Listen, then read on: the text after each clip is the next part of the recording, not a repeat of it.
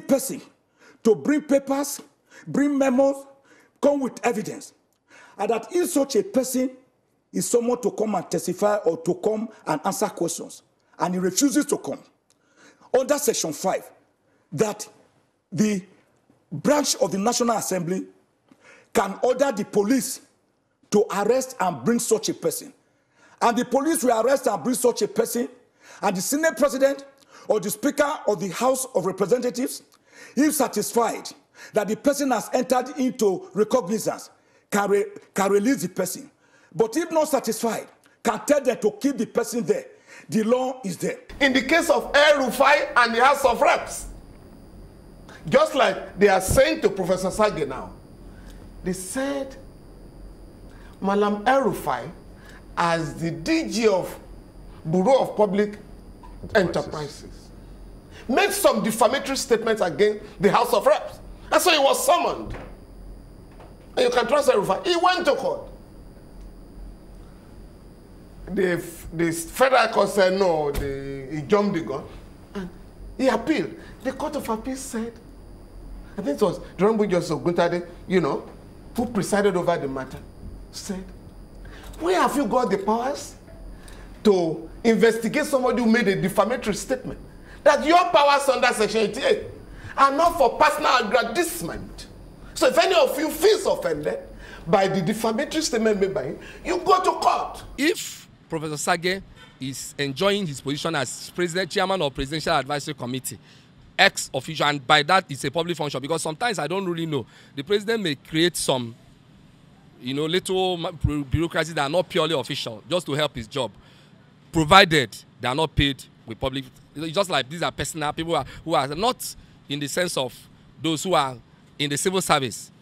If it is simply a private appointment in the private nature to help him to articulate some policy direction, especially on corruption, then Professor Sage could refuse to go if he doesn't want to go.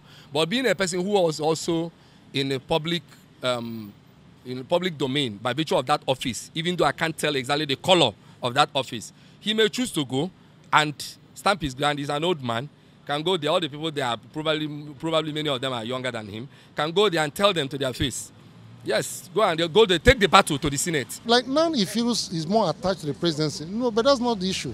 He should feel attached to the country, to the constitution. Now he works in government office and government salary. He's arguing that he's not under appropriation of the National Assembly, does not spend money appropriated by the National Assembly. Where does he get the money from? But as chairman of the Presidential Advisory Committee Against Corruption, does Professor Sage come within the definition of a public officer?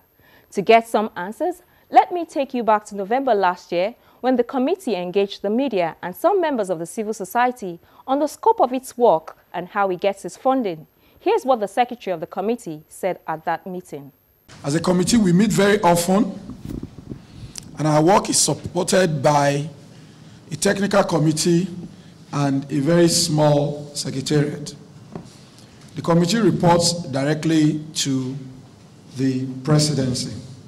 Was our terms of reference to promote the reform agenda of government on anti-corruption and coordinate the implementation plan for all anti-corruption legislation and intervention, to develop a strategy for the coordination of all components of the anti-corruption and criminal justice reform effort, to promote cooperation between government agencies involved in anti-corruption initiatives, most notably EFCC, ICPC, Code of Conduct Bureau, and any other agency that may be considered relevant from time to time, to foster collaboration between government, the private sector, and non-governmental organizations that are involved in anti-corruption advocacy, to facilitate collaboration and partnership building with relevant institutions and arms of government and the public sector to achieve the buy-in, involvement, and public support, to review from time to time the performance of anti-corruption agencies and recommend remedial actions towards improving their operations and achievements of government reforms in the anti-corruption effort, and to carry out any other anti-corruption or criminal justice reform activity that may be directed by the President from time to time.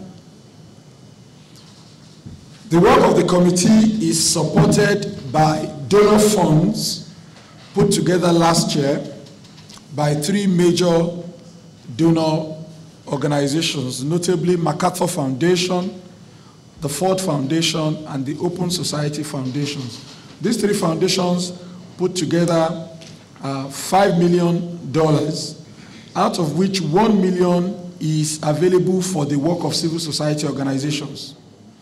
And a number of civil society organizations are not even aware of this, but you can go online, check the website of Trust Africa, and you can apply for funding if you have any anti-corruption activity or initiative. The relationship between the donors who put together the funds is covered by fund agreement between them with specific objectives. And the donor fund, bearing in mind that a new government would take time to settle down, may want to do certain activities, but media budgetary challenges or inhibitions may not allow you to do so. So the donor fund was meant to enable us to start work under the very difficult economic situation in which the new government found itself. The donor fund also increased the sensitivity of government to its own campaign promises and its own accountability to the electorate and the international community.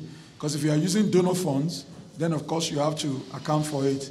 And thirdly, the donor fund is not in our custody. It is not in the custody of the Presidential Advisory Committee Against Corruption. It is held by a fund manager who is nowhere near Nigeria. They are located in Senegal. So even for the activities that we do, we need to indicate what we want to do, why we want to do it, and then they release the funds, sometimes directly to the vendors, like this place. If we say we want to meet here with civil society and the media, they can pay the hotel directly and all that. So the $5 million that I've talked about is not in the hands of PAC. It is in the hands of a fund manager. And this is an arrangement with which we are very, very comfortable, so that there is no distraction and there's, oh, these people have spent $5 million. What have they done?